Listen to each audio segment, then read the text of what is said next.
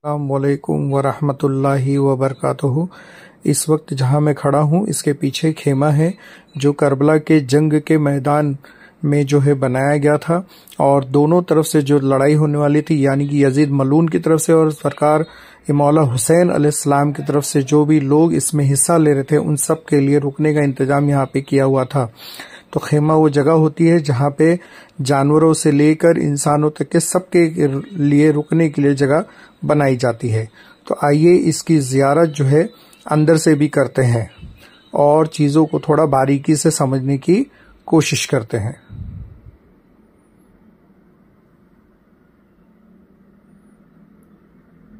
अब ये हम सबसे पहले यहाँ से शुरू करते हैं। ये देखिए, ये मौला अब्बास रज़ियल्लाहु ताला अन्हु का खेमा था जो मैंने अभी आपको राइट में दिखाया, और अब हम सीधे अंदर की तरफ जा रहे हैं।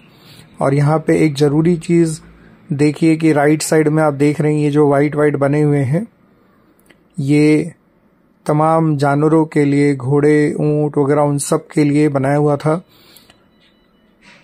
यहाँ पे, यानी कि उनके लिए इंतज़ाम किया हुआ था। यूँ कह सकते हैं कि उनके खेमे थे। और फिर जब हम अंदर की तरफ बढ़ते हैं तो हमें एकदम सीधे जो है सामने नज़र आ रहा है एक खेमा जो इमाम हुसैन अलैहिस्सलाम का खेमा है। आइए थोड़ा और नज़दीक से इसको देखते हैं। अब इसकी तरतीब को भी आपको ध्यान में रखना होगा, इससे आपको पूरी प्लानिंग समझ में आएगी कि किस तरीके से जो है खेमे की प्लानिंग की गई थी। अब ठीक इसके पीछे यानी मौला हुसैन अलैहिस्सलाम के खेमे के ठीक पीछे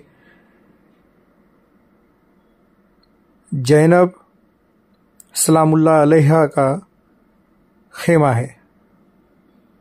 ठीक है, इमाम हुसैन अलैहिस्सलाम के खेमे के ठीक पीछे है ये। और अब हम यहाँ से जब आगे बढ़ेंगे तो हमें फिर सामने जो है यानी कि ठीक उनके खेमे के पीछे जो है इमाम ज़ैनुल आबदीन अलैहिस्सलाम का खेमा नज़र आता है। ठीक है, और जंग के दौरान में इमाम ज़ैनुल आबदीन अलैहिस्सलाम की जो है सेहत बराबर नहीं थी। ठीक है, फिर इसके ऊपर हम लोग पूरा देखते हैं, गौर करिए कि सबसे पहले जो है स्टार्ट से मौला अब्बास रज़ियल्लाहु ताला अन्हु का खेमा है, फिर मौला हुसैन अलैहिस्सलाम का है, उसके पीछे माँ सैयदा ज़ैनब सलामुल्लाह अलैहा का खेमा है, और फिर इमाम ज़ैनुल आबदीन अलैहिस्सलाम का खेमा है। तो यहाँ पे इनकी अहले बैत की प्रोटेक्शन का पूरा ख्याल रखा गया था कि चारों तरफ से अगर कभी भी कुछ भी हमला हो तो इनको हमेशा इस तरीके से रखा गया था कि ये सेंटर में रहे और किसी भी तरीके से आपके ऊपर हमला ना हो सके। और अहले बैत के खेमे के अलावा भी चारों तरफ खेमे लगे हुए थे।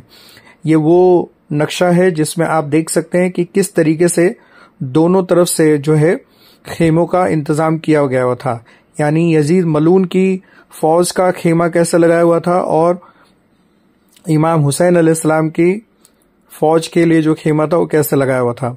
अब थोड़ा आगे बढ़ते हैं, एक और खेमा है, मैं उसकी भी ज़ियारत आपको यहाँ करवा देता हूँ। और इस खेमे को एकदम आखिर में राइट साइड में जगह दी गई है, यानी कि ये भी एक समझने का पॉइंट है कि उस तरफ से भी अगर कोई हमला करना चाहे तो हमला नहीं कर सकता था। ठीक है, तो ये तमाम खेमों की जो लोकेशन है वो मैंने आपको यहाँ पे दिखा दी है। अब चलिए हम आगे बढ़ते हैं और वापस से बाहर के जानिब निकलते हैं।